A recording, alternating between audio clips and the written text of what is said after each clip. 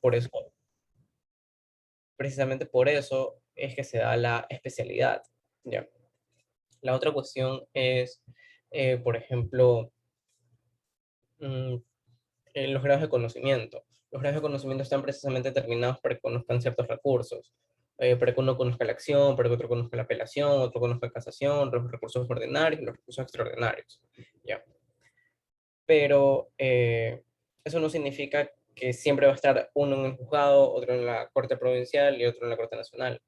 Dependiendo del fuero, puede ser de que en Corte Nacional conozca primer grado de conocimiento, instancia, segunda instancia y casación. Ya. Por ejemplo, por ejemplo, el caso de sobornos, que con el expresidente.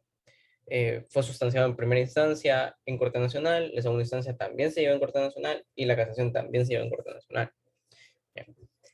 Eh, También, por ejemplo, existen ciertas razones por las cuales la competencia se puede prorrogar, como por ejemplo, razones estructurales, pero como se dice, también son de la materia. O sea, digamos, ¿qué hablo? También son en cuanto a la cuestión territorial, ¿ya? Por ejemplo, existen varios juzgados, ¿verdad? Y en un juzgado hay un juez que se encarga de todas las materias, digamos, el juez es un juez multicompetente en playas, ¿ya? Y existe otro juez multicompetente en, no sé, no sé cuál será el cantón más cercano a playas, pero digamos que en Guayaquil también solamente hay un solo juez multicompetente para ver todas las materias.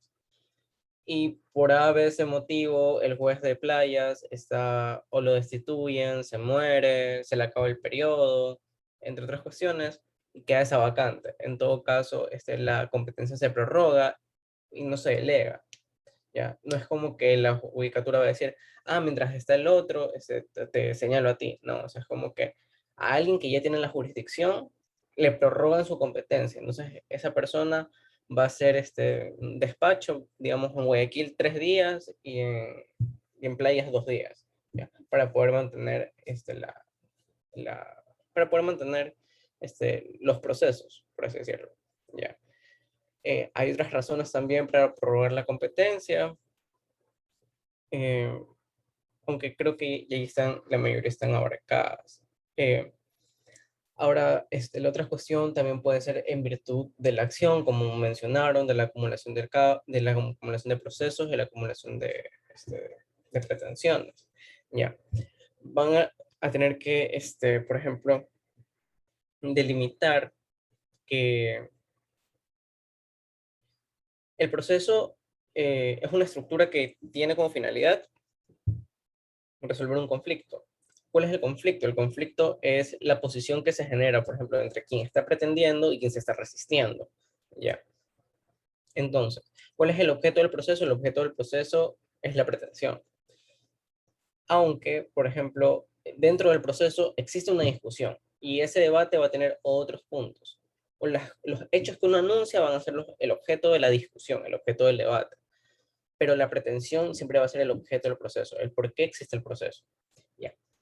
Eh, También lo que se puede decir es que las pretensiones a veces pueden tener relaciones entre sí, porque la acción tiene diferentes elementos. Por ejemplo, se caracteriza por quienes intervienen en el proceso, las partes procesales. Si las partes procesales coinciden, si el objeto del proceso coincide, si el objeto sobre el cual recae la causa también es el mismo, y si la acción y el procedimiento también es el mismo. O sea, entonces uno puede hablar de cuestiones que son conexas y se pueden acumular, pero, por ejemplo, no todo se puede acumular tampoco, porque uno no puede decir, por ejemplo, eh, no sé, yo te demando porque me tienes que pagar mi indemnización del trabajo, sin embargo, me hiciste un préstamo, ¿ya?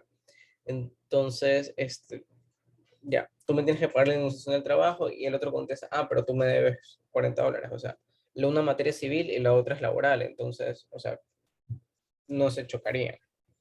Hay ciertas reglas que creo que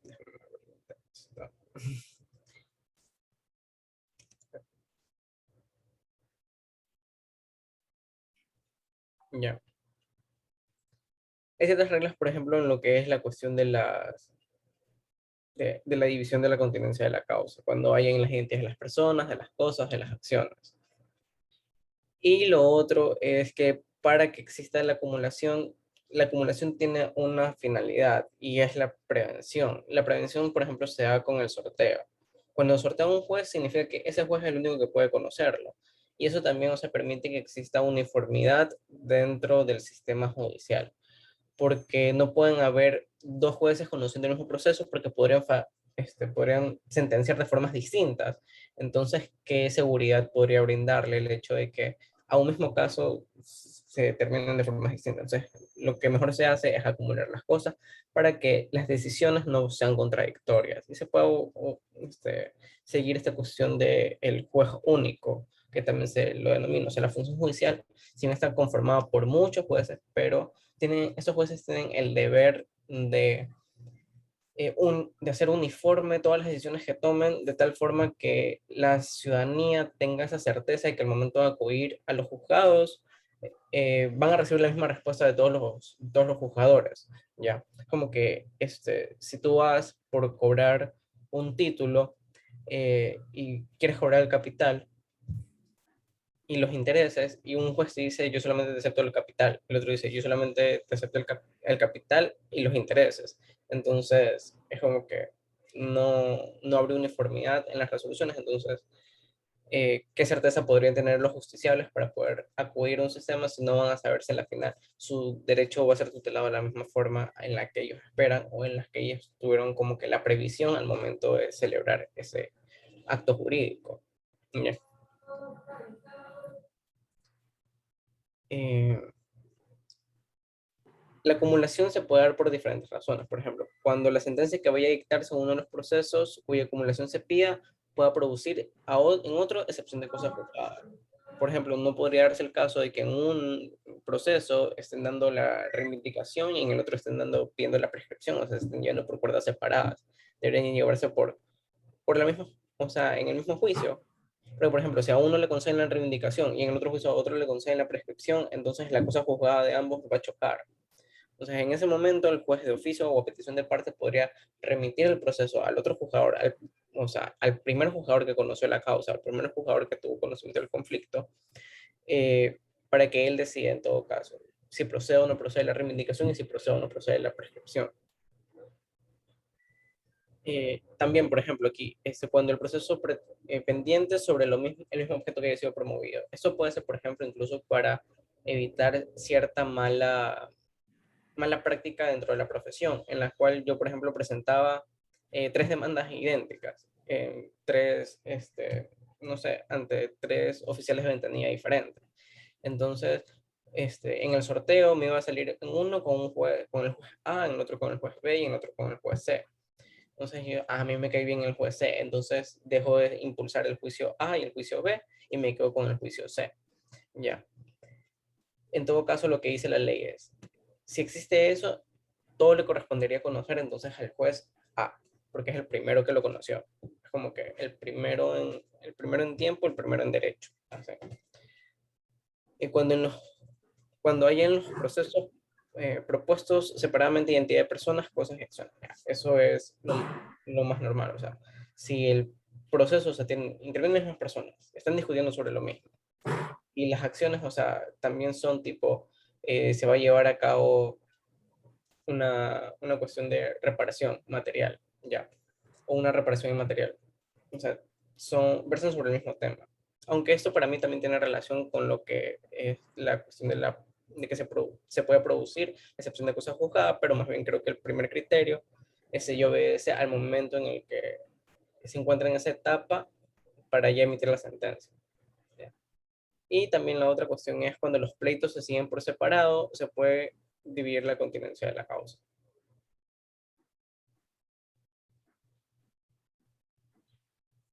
Los requisitos para la acumulación, digamos que el juzgador pretende acumular los distintos procesos, sea competente para conocerlos todos. Ya, en todo caso, por ejemplo, un juez de lo laboral no puede acumular causas, por ejemplo, como lo había dicho, ¿no? O sea, si uno le debe dinero y el otro le debe la indemnización laboral, el juez laboral no puede acumular las causas.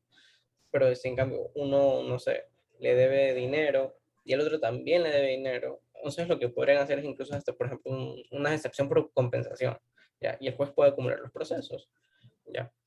Porque sería el mismo juez de lo civil. Que todos los procesos se encuentren sometidos a un procedimiento, eso también es importante, porque, por ejemplo, uno no podría decir, ah, yo tengo un título ejecutivo con una obligación ejecutiva y el otro tiene un contrato, ¿ya? Pero, por ejemplo, cuando el título ejecutivo y la obligación ejecutiva coinciden, no hay discusión sobre el derecho, existe el derecho de cobro, ¿ya?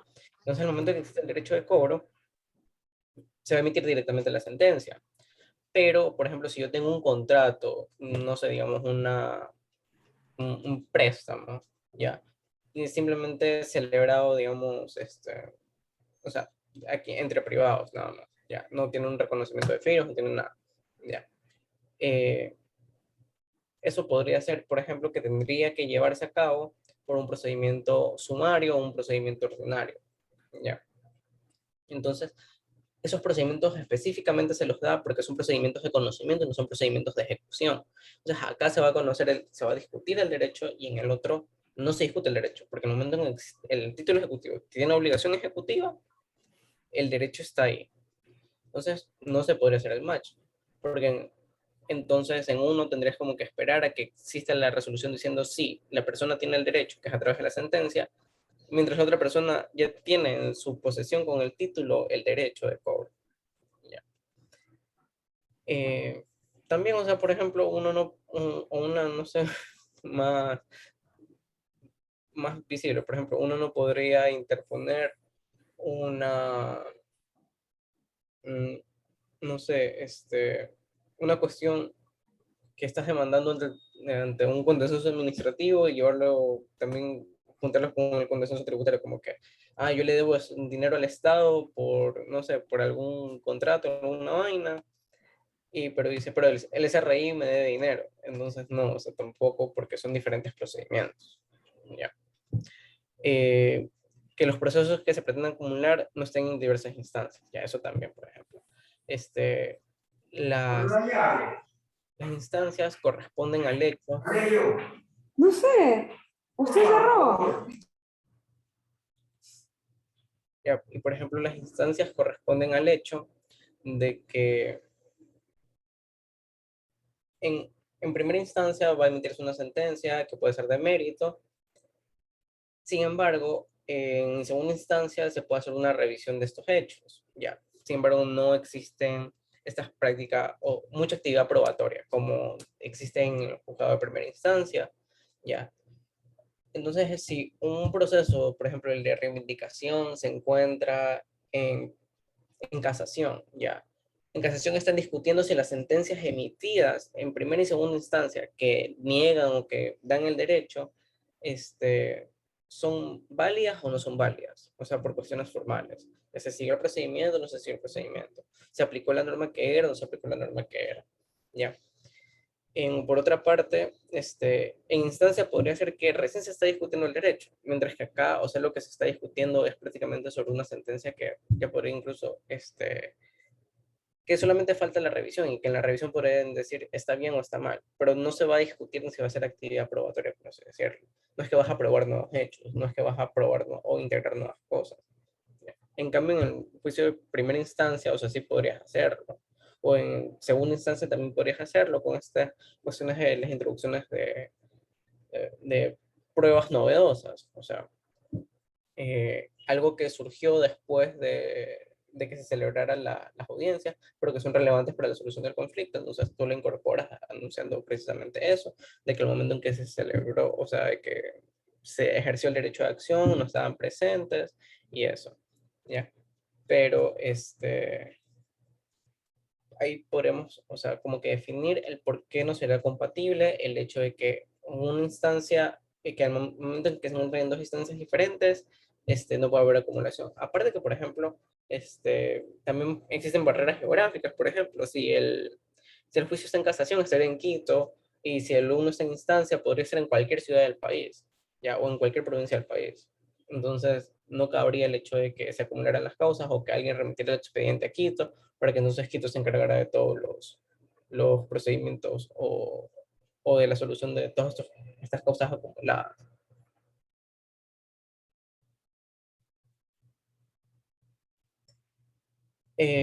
Supongo que también han de haber visto este tema del conflicto de competencias, ¿ya? En el cual, precisamente por esta cuestión de la prorrogación, en el cual un juez dice, yo no soy competente para conocer este caso porque el competente es el juzgador del domicilio de la persona. Y el juzgador del domicilio de la persona dice, o sea, yo soy competente para conocer el caso, pero tú también eres competente para conocerlo. Y a ti te lo llevaron, entonces tú deberías conocerlo en primer lugar, porque tú ya preveniste. Y sería como que se crea un conflicto en el cual ellos tienen que aportar diciendo, el primer juez diciendo por qué él cree que no es el apto para conocer el proceso, y el segundo juez diciendo por qué no aceptaría o por qué se aceptaría. Si el segundo juez acepta de que esa es su competencia y no la del otro, no hay un conflicto de competencia. Y ese es un conflicto de competencia negativo, ¿ya? Pero, si, ¿cómo se dice? El segundo juez niega de que, diciendo que él no es competente, porque el otro también está facultado para conocer el caso y por el sorteo ya le tocó a él, va a resolver un juez de mayor grado. Por ejemplo, si están entre provincia, o sea, por ejemplo, digamos que es entre San Borondón y Guayaquil, va a resolver la Corte Provincial, y así. Que son como que jueces en grado de conocimiento superior a ellos para dirimir este conflicto. Eh, no sé si tengan alguna pregunta puntual sobre ese tema de la competencia, porque creo que es bastante amplio, incluso con estos temas de, no sé, la excusa, la recusación, o alguna cuestión de principios, no sé.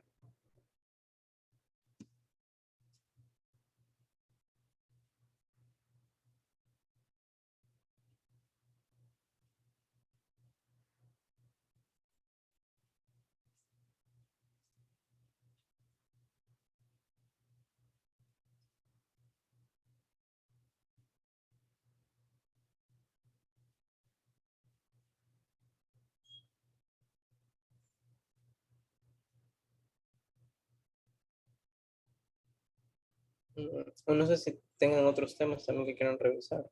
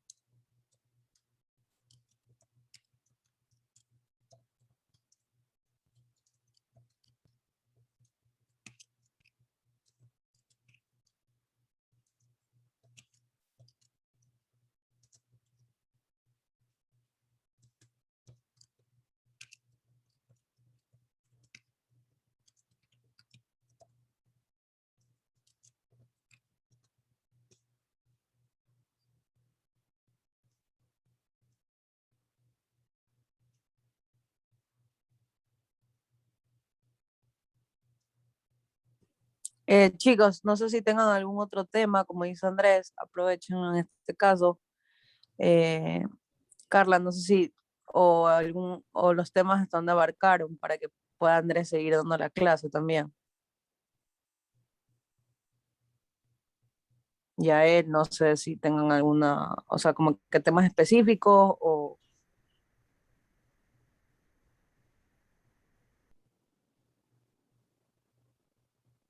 Carla, ahí vas a decir algo. No sé los demás, pero ya con lo que explicó ahora ya me quedó claro lo que no había entendido en las clases. Ya, chévere. Y a él, no sé hasta si tienen algún otro tema o Kenneth. A mí también me quedó claro. Igualmente estoy revisando todo algo. Ujú. Sí, eso, ajá, para que como que le den un tema o algo más que quieran abarcar. Pues es que el profesor a veces cambia mucho los temas que da entre las materias, entonces por eso a veces como que no tengo un hilo de las cosas. A veces cambia los libros, entonces... como que-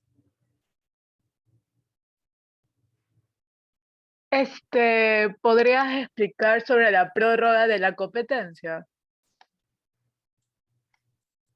¿En, en qué ámbito lo vieron nomás? O sea, por ejemplo, o sea, como ya había mencionado, esta cuestión de la competencia territorial y la prorrogación por el hecho de que la prorrogación tácita o expresa de las partes cuando lo conviene, o la prorrogación por la ley en cuanto, por ejemplo, existen estos casos de abandonos, de cuando no hay, no hay un juzgador designado, en sí, porque yo creo que los chiquitos, o sea, los de introducción, estaban viendo precisamente esa cuestión de la prorrogación, pero era más bien en el sentido del pacto convencional, en el cual, por ejemplo, este contrato de compraventa, en un acto de mediación, las personas se someten al hecho de que otro juez pueda conocer de los conflictos que se susciten con respecto del acuerdo o del contrato. O, por ejemplo, las reglas que se siguen del artículo, wait, ¿dónde está? El artículo 10, que es la competencia concurrente. Eso también, o sea, uno habla de lo que es prorrogación. Y prorrogación de competencia en lo que uno se refiere a lo del juez natural, que por ejemplo, uno solamente puede ser demandado ante el juez de su domicilio, pero existen ciertas cuestiones que también llevan a aliviar como que la carga procesal, que te permitirían o serían más eficientes al momento de la resolución del conflicto, como por ejemplo que la demanda sea en el lugar donde se tiene que realizar el contrato, o por ejemplo donde se tiene que entregar la casa, ya. Eh, o en el lugar donde se celebró, o sea, yo te di un préstamo, te presté dinero en la ciudad de Manta, o sea, también sería conveniente porque por alguna razón se celebró en la ciudad de Manta, tal vez trabajan ahí o alguna cuestión, tal vez no es que viven ahí, pero como pasan más tiempo allá, se celebró el contrato en esa localidad. Eh, Sin embargo, en ese contrato pueden las partes decir, o sea, celebramos el contrato en Manta, pero como nosotros vivimos, digamos, y vivimos en Guayaquil, nuestro domicilio es Guayaquil, pero creemos que el domicilio más eficiente, digamos, el juzgado más eficiente es el de San Borondón, entonces nos sometemos a la competencia del de San Borondón. Entonces ahí como que la competencia se extiende territorialmente a otros lugares, ya sea por el mandato de ley diciendo que debe ser en el lugar donde se tiene que pagar o en el lugar donde se celebró o por el acuerdo entre las partes, o por ejemplo, cuando una persona, digamos, dio, pedí un préstamo, ¿ya? Y yo vivo en Guayaquil, sin embargo, no sé, el banco se confundió y me demandó en San Borondón. Y me citaron en Guayaquil, me llegó la citación y yo contesté la demanda, me presenté a la audiencia, o sea, y realicé toda la actividad probatoria y emitieron sentencia. En ningún momento yo me quejé de que estaba compareciendo ante un juzgador distinto de mi juez natural. Entonces eso también se puede entender como una prorrogación de la competencia de forma tácita. Simplemente por los hechos que yo realicé, se entiende que yo lo acepté.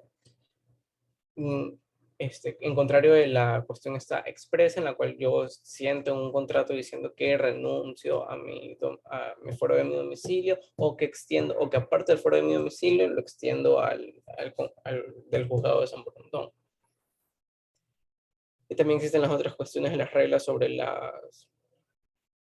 donde estén determinados ciertos bienes inmuebles, por ejemplo, si se están disputando una casa para una herencia, tienen que hacer diligencias, no sé, por ejemplo, hacer un avalúo u otras diligencias para ver quién es el que está viviendo en esa casa.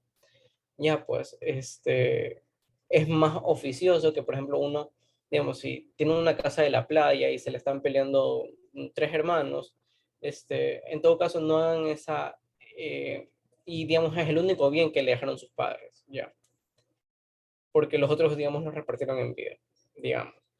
Entonces, sería más conveniente en vez de aperturar la sucesión, por ejemplo, o discutir sobre, por ejemplo, el valor de ese bien, al momento de realizar el inventario, en esta fase de los inventarios, en vez de realizar, por ejemplo, demandarlo aquí en Guayaquil y luego hacer una diligencia pidiendo que se depreque a la ciudad de Playas o de Salinas para que el juez de Salinas pueda realizar la diligencia y luego esa diligencia la envíen. O sea, sería todo un trámite. Lo más fácil sería poder ir a esta ciudad, a este cantón, solicitar a ese juez que conozca el conflicto y que él mismo realice la diligencia. Eso abarataría costos, entre otras cosas. Y por eso la ley lo permite.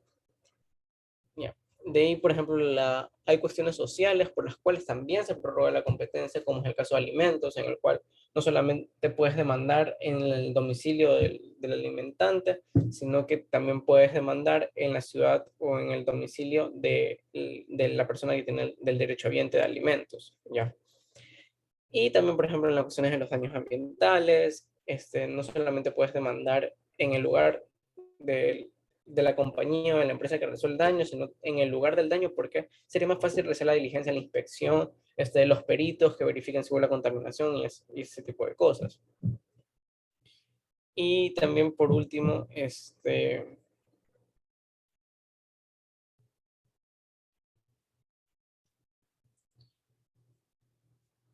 bueno, también esto es relacionado con las cosas, de la administración de los bienes, o sea, donde están los bienes administrados, puede ser más fácil también realizar las inspecciones. Por ejemplo, si una persona dice, yo cuidé bien, no sé, de la finca que estaba, por ejemplo, a un niño huérfano que había sido criado, no sé, por sus tíos, y los tíos estaban encargados de cuidar la hacienda que le pertenece, que por herencia le tocaría a este niño. Entonces, el juez tiene que ver que en realidad, o sea, esté en óptimas condiciones.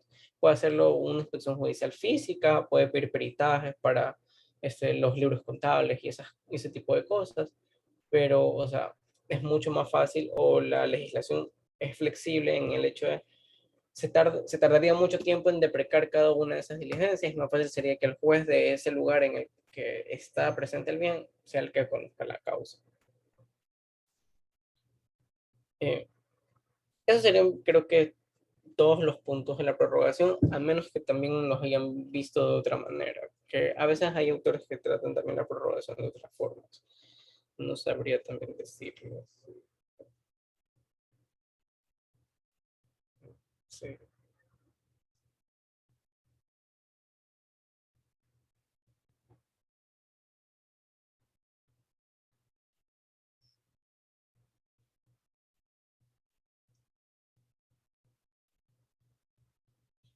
O no sé si, por ejemplo, ustedes manejaron ese cuadrito que el doctor siempre manda de cómo identificar la causa y de cómo, por ejemplo, hacer casos similares. No sé si en algún momento les planteó eso.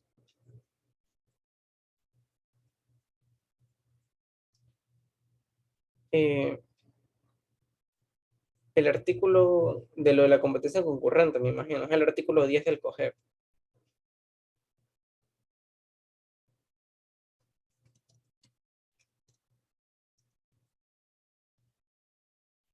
En todo ese capítulo, que es lo del, ¿cómo se dice? Es el segundo título, el primer capítulo, están todas las normas que tienen que, o sea, que están relacionadas con lo que es la competencia. Ya, comenzando por el primero, que es la competencia legal, que es la competencia territorial, el juez del domicilio de la persona.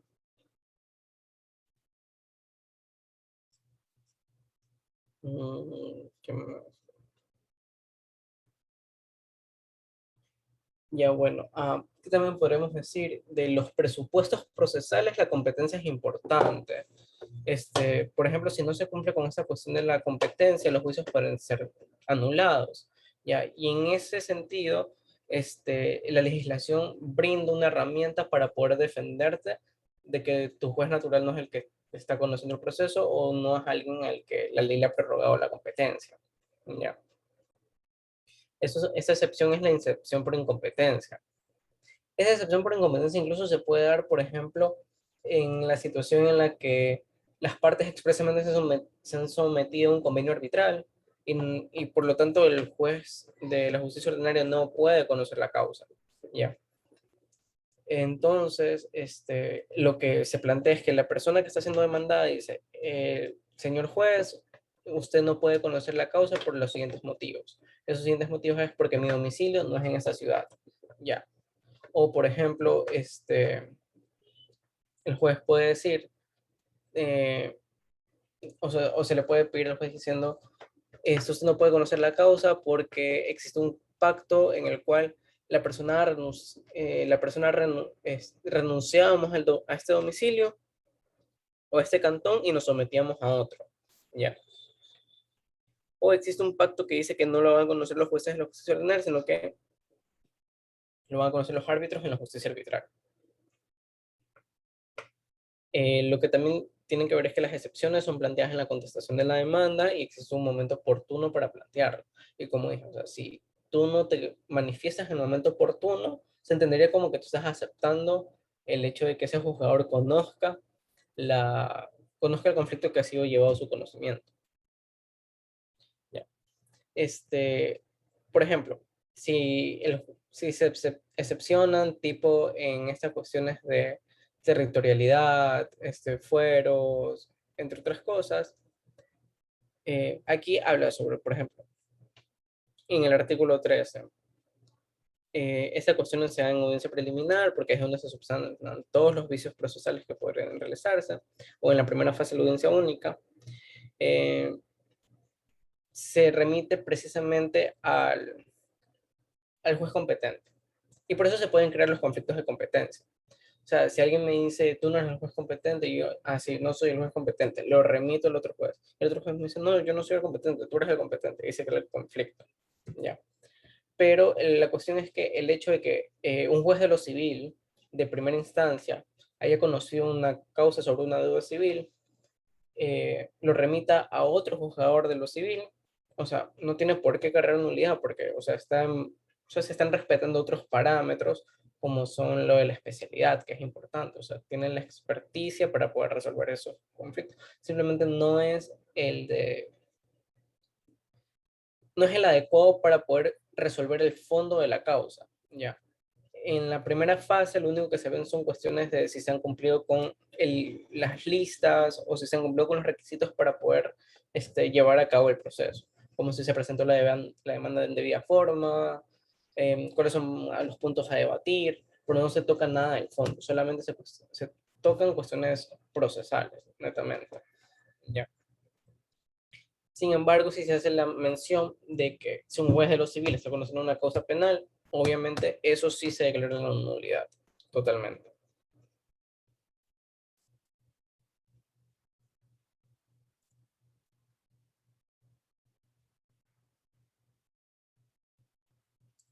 Ya. Y también como consecuencia habla de que el tiempo entre la citación y la declaratoria de nulidad no se computará en el tiempo de caducidad o de prescripción del derecho de la acción también.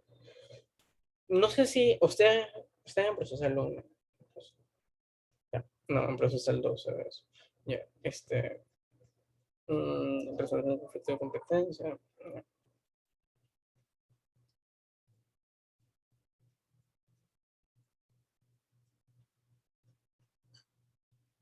Ya, y bueno, eso ya también les había mencionado, los juzgadores de cortes provinciales y cortes nacionales y de corte nacional son los que están llamados a resolver los conflictos de competencia que puedan surgir. Y bueno, de ahí la excusa y la recusación, que se viene a dar con esta cuestión del principio de imparcialidad, que tiene dos vertientes, la objetiva y la subjetiva. Sí, la objetiva y la subjetiva. La subjetiva en la cual la persona, el juzgador no puede tener una relación con las personas que están interviniendo dentro del proceso, ya sea de padres, de hijos, de hermanos, de esposos, o de amigos o de enemigos, ¿ya? Y la cuestión de la dimensión objetiva es que el juez no puede tener una relación comercial con la persona con alguna de las partes que está presente en el proceso. O sea, no puede celebrar un proceso con una persona con la que haya celebrado un contrato reciente de compraventa, una donación, un préstamo, no, porque se puede tender a inconscientemente, no solamente podríamos hablar de casos de corrupción, pero podría ser inconscientemente o que uno tienda a favorecer a otra persona, porque podría ser, no sé, por ejemplo, que a la persona le compró la casa de sus sueños o cosas así. Entonces, o que la donación, o sea, está agradecido, a pesar de que, o sea, no sé, son amigos, o se los tocó por la calle, no sé, sería como que podría tender inconscientemente a favorecer una parte y a desfavorecer a otra. Ahora, como siempre, claro, los límites en cuanto a las relaciones familiares siempre van a ser del cuarto grado de consanguinidad y el segundo de afinidad. Es lo que tiene relevancia jurídica. O sea, las cuestiones familiares no se extienden, por ejemplo, hasta el primo tercero, primo cuarto. O sea, solamente serían como que afinidad, creo que hasta serían como que eh, los tíos, creo, por último. Ya. Hasta primos hermanos, nomás, ya. Primos hermanos, o tal vez sí, hasta los primos hermanos.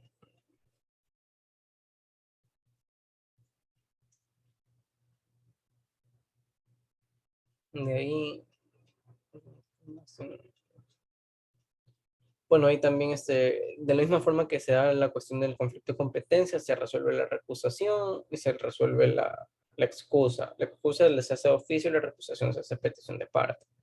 En la excusa, el juez dice, no puedo conocerlo porque es mi esposa, es mi primo, es mi hermano. Pero en la recusación, las partes dicen, ellos es su mejor amigo de la universidad, o el abogado de la otra parte es el mejor amigo de la universidad del juez, ya, y muestra las pruebas. Entonces, eso de ahí lo va a resolver otro juzgador. Mientras tanto, como que el proceso se encuentra en stand-by y se verifica si el juez es apto para poder seguir con la causa o poder seguir. No es que el juez por sí mismo decide si es apto o no es apto.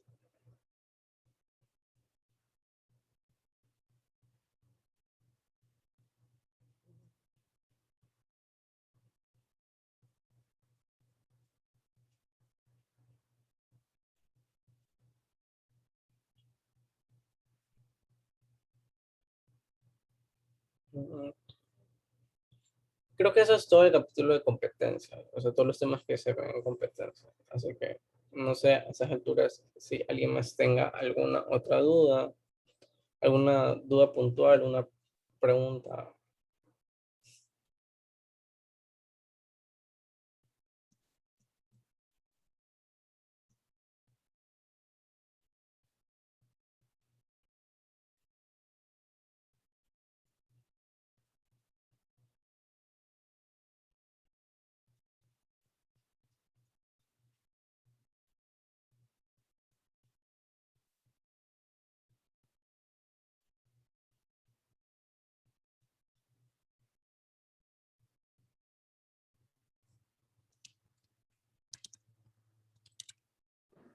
Chicos, si nadie tiene más dudas, podemos terminar la ayudantía. No sé si alguien más tenga algún otro tema o con eso está bien.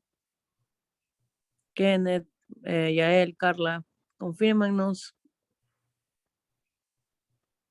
si con los temas que ya mencionaron está bien o podemos... Sí, o para tienen mí ya está bien. Para mí también ya está bien, gracias. Ya, pues entonces, ya, pues chévere. Gracias. Ya, pues chicos, en serio, muchas gracias y Andrés, a ti también como siempre, nos salvas. Muchas gracias. Ya, pues. Cuídense, estamos aquí, ya terminó la grabación y yo la estoy subiendo a YouTube igual para todos que puedan verla, ¿ya? Listo. Tengan buena tarde.